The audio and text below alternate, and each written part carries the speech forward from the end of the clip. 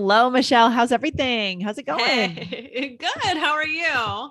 Good. It's good to see you on video, guys. Today's episode is also on video. So you can also check it out on YouTube and hit subscribe on that channel. Good stuff. And if you're listening on YouTube, go over and check out our podcast, right? The All Ears English podcast, wherever you get your podcasts. Awesome, guys. Definitely go and do that. So, Lindsay, on a recent episode, we used make it in a unique way. And this is I love when this happens, when you're like, oh, that would be a good follow-up in the moment. And then I'm like, done. Done. Right.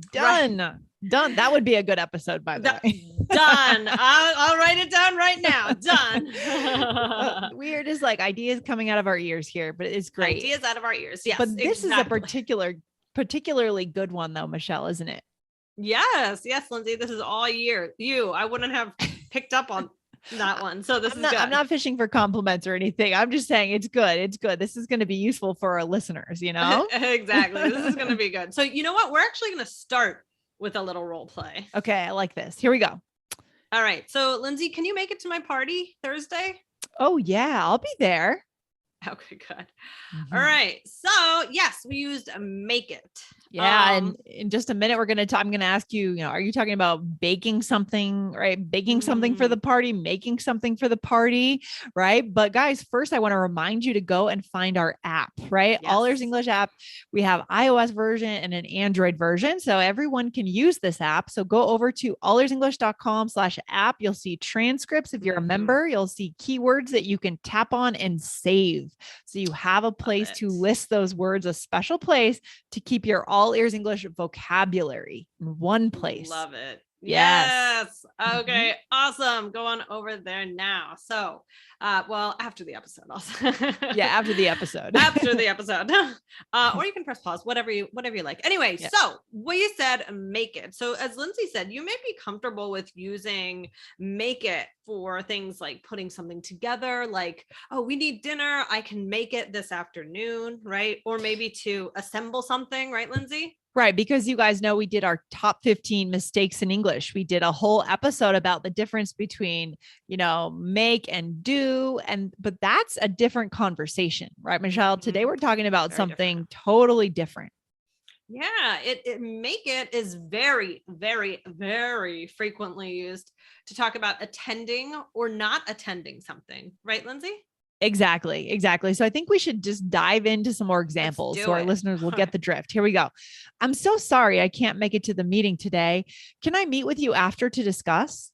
Yeah. Or, sorry. No, go ahead. Oh, yeah. Okay. I can make it to the wedding, but I will have to buy a new dress. Yes. So I see that this is being used kind of in a business context and a personal context too, right, Michelle? So yeah. Is it just business or what? Oh, I don't think so. Yeah, I think it's just anything. I don't know that I don't think this is really formal or informal. Right. But I do think it can be used for business, but I don't think that's the only place that it can be used. I think you're right. So this is one of those gems that goes across everything: business, life, family, wherever you want to use it, guys. It's useful. So good. Absolutely. Yes, exactly. So, we can also use it just to talk about arriving, right? Okay. So you could say something like, I'll make it there by 3 p.m. if I leave by 2. Yeah. So we may say something like, or can you make it on time? So that's kind of related to the first meaning we just talked about, to attend, yeah. But it's like, it's used in a slightly more time-based way, right, Michelle? Right. So this can be used more specifically about attending an event. And the other one can be a slightly different meaning, is just like arriving, talking about time, talking about numbers. Yes. And then there was another useful way from the dictionary that I wasn't considering. But this is about adjusting something. So this is awesome. Guys, this is from the freedictionary.com. So I'll give you an example. Can you get 2 poster boards? You know what? Make it 3. We need an extra just in case. Oh yeah. Now this one it's kind of historical. Like, I'm sure you've heard this in movies, guys, especially ordering food or drinks, right? Make it a double or something like that. Yeah. That kind of deal. Here's another example. Right. I'll get my eggs sunny side up. Actually, make it scrambled, please. Now, Right. here's a question. In that kind of scenario, you're ordering from a waiter or waitress. Is it rude at all? Or is it just conversational and fun when you say make it? Because it's a little bit demanding, right? It's a little bit like, Right. oh, It do sounds this. like it could be that way, but guys, I don't think that you should be worried that it sounds like that. I think Yeah. it's just very natural. It's just conversational. What do you think, Lindsay? Do you think I agree. sound I think it's rude? fun. It's fun. I mean, you can get the drift of the person serving you. We had breakfast on Sunday morning up in the mountains. We had a really fun waitress. She was bubbly. She was fun. She was joking.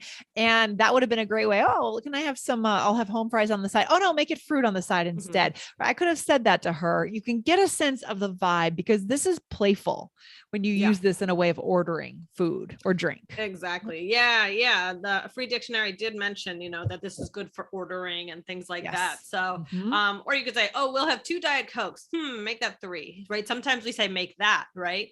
Yes. Make that 3. Yeah. This also makes me think of the supersizing concept, right? That McDonald's, the whole would you like to make it a supersize? I'm sure a lot of vendors said that at that time when that was a big deal. Or would you like to supersize that? They actually made it a verb, right? Or would you like to make it a supersize? I'm sure customers would say that. Right. It's funny that you bring that up because I started watching that documentary again. Oh, the original one? The original one. Ooh. I did. I didn't finish it. But I will. But I do you ever get that, Lindsay?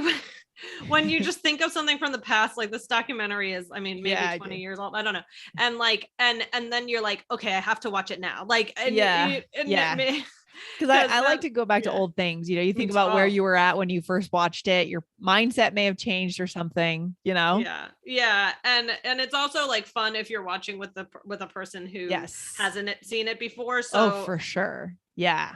I'm fortunate in my relationship because I don't know how, but like I can pretty much say like, oh, let's watch anything, and Dan will be like, oh, okay, that sounds good, and he's like happy to watch it. So that's amazing. That's rare. I know. I'm very lucky. He's very flexible in watching things, or maybe my taste is just excellent. I don't know. That could be too, Michelle. That could be too. No, we started watching this, but then we have to get back into it. It's good, but that's a good point about make it. It's good. Yeah, guys, go check out. So the documentary, again, just to be clear, what we're talking about here is is it Martin or Morgan? Okay, I always say Martin. So Morgan Spurlock's original documentary, Supersize Me. And it's all about the controversy of, weight gain in America and the role that fast food chains played by building it into their products, too much food, And then that makes me think of, when in New York they wanted to like ban how big the sodas were. Do you remember that? Yeah, Bloomberg. Yeah, exactly. So we have a lot of things like that in this country about, I don't know how this discussion got started, but this theme for this episode. And but it is true because it could be like, oh, make it a large, make it a supersize, right? Make it a supersize, make it a double, make it a triple, right? Do you want a single cheeseburger? No, make it a double cheeseburger, right? So this would show up a lot in the easy, too easy. And a lot of these conversations end up being about the greater good, personal health, like cost of healthcare versus personal choice, freedom of choice, which is so sacred in our country. So that will open up another discussion for another day. Yes, exactly. We'll save that one. But this make it, in all of these examples. So we talked about, arriving somewhere like with a time, we talked about if you can attend something. And then we talked about this adjusting an order mostly, or with something that you're buying. I think in all of these examples, it's casual. I think it's conversational and natural. What do you think, Lindsay? Oh, for sure. And it's more versatile than I realized when we first said we're going to do an episode on it. It actually is. And also I want you guys to listen for it, because now that you know about it, you can start listening for it and really understand what people mean. They're not just talking about make versus do. That's a very rigid one way to think about the word make, right? Right. Exactly. There's so much that you can do with this make it, or like I said, might be make that. Yeah.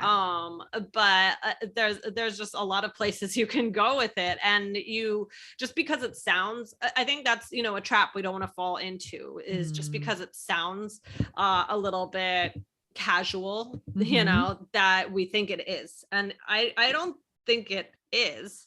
Yeah. I think, you're saying, for example, for using it in the workplace, that we're afraid it might be too casual for the work. I mean, listen to your colleagues, see what they are saying and mirror them, guys. That's the key.